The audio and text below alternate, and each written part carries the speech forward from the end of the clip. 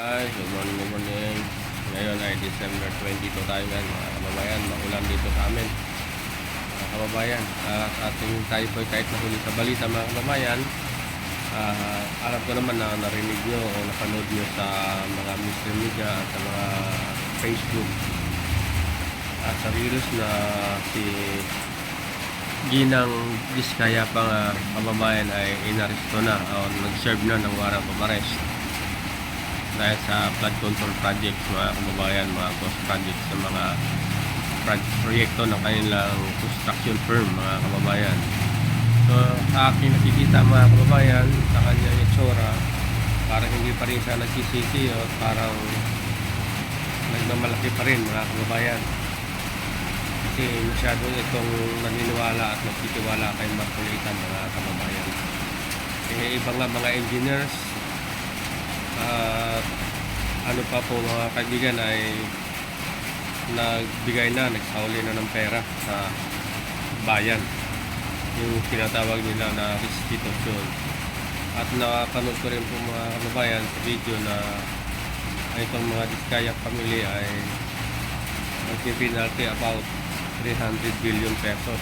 Kung ako sa kanila, pag-restitution na lang ako, mababa pa ang kaso mo, mag-state witness ka pa, diba mga kababayan? Pero nagmamatigas kaya ito ngayon nasa kulungan siya mamamasko mga kababayan. Tingnan natin ang mga video mga kababayan, ang mga Diskaya na si Mrs. Diskaya, si Sara Diskaya, ang pangalan niya pala si Sara Lostay.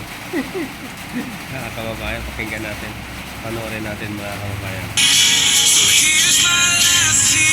Ayan, ayan. When I say goodbye, so here's my last tear. Ayan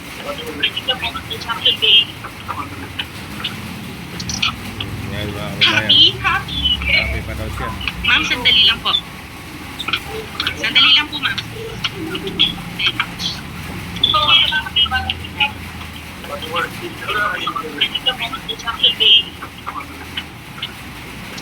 Panoorin natin ulit.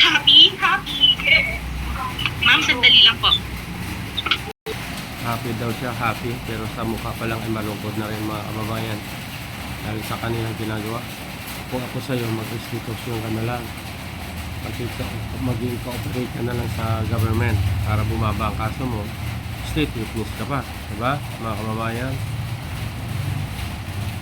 So ito pa yung isa mga kababayan, no? Yan mo itsura niya mga kababayan. Ayan, no? Very sad, lungkot na lungkot, parang ayaw pumirpa mga kababayan. Ayan, no? Ikaw ba naman makukulong? Paktum makukulong ka mga kababayan. So wala siyang karimor-timor. So ako sa kanya, cooperate ka na lang sa gobyerno at sabihin mo na kung sino ang mga kasabot mo dyan sa ghost project na ang laki-laki ng nagawa nyo. Yan kasi ang nakukuha ng sobrang kayabangan mga kababayan. Katulad yung sinasabi niya na sa payong lang, binili niya na yung sasakyan. Sila sinasabi ng Panginoon na kung siyang tinataas sa kanyang sarili ay siyang ipababa ng Panginoon. Ayun, yun ang nangyari na sa kanya mga kababayan. At ito na mga kababayan, nasa Bureau of Correction na sila. Yan, nasa Bureau of Correction na yan. Dinala na siya mga kababayan. Hindi ay detinis. Yan.